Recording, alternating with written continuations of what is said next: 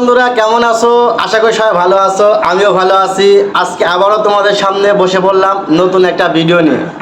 আজকে কথা বলবো বাংলাদেশের কিছু আপকামিং যে মুভি আছে 2025 সালের রোজার ঈদে যেটা মুক্তি পাচ্ছে, যে ছবিগুলো, সেই ছবিগুলো সম্পর্কে।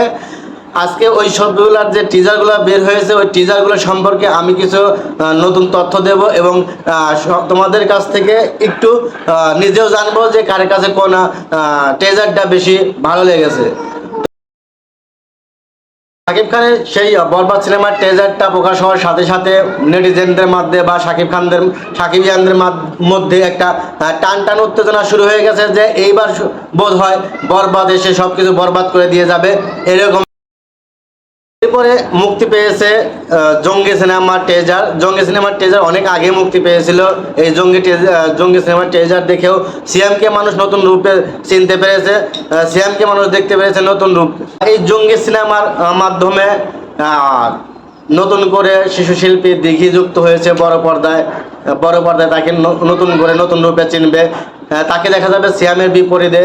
এবং জঙ্গলি সিনেমার মাধ্যমে তাদেরকে দেখা যাবে নতুন রূপে বা নতুনভাবে, তাদেরকে দর্শক চিনবে এবং দর্শক গ্রহণ করে নেবে, এটাই আশাবাদ। জঙ্গলি সিনেমার জন্য শুভকামনা রইল।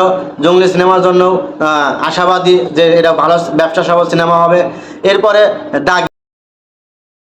দাগি সিনেমা 2 দিন আগে রিলিজ হয়েছে। দাগি সিনেমার টিজারে আফরান নিশোকে 2-3টা লুকে দেখা গিয়েছে এবং কখনো ভয়ঙ্কর রূপে, কখনো দাগি আসামি রূপে।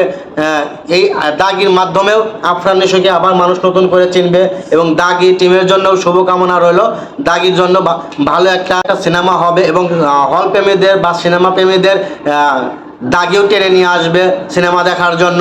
তো সব থেকে যেটা এক্সক্লুসিভ ছিল সেটা হলো বরবাদের টিজার দেখে মানুষ হতবাক যে এরকম সিনেমা বাংলাদেশে এই প্রথম। যাই হোক বন্ধুরা, কার কাছে কোন টিজারটা ভালো লেগেছে অবশ্যই কমেন্ট করে জানাবে এবং কে কোন সিনেমার প্রতি বেশি আগ্রহী সেটাও কমেন্ট করে জানাবে।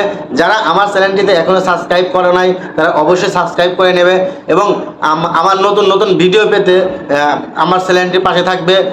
আশা করি দেখা হবে নতুন আরেকটা ভিডিওতে। ততক্ষণ ভালো থাকবে, সুস্থ থাকবে।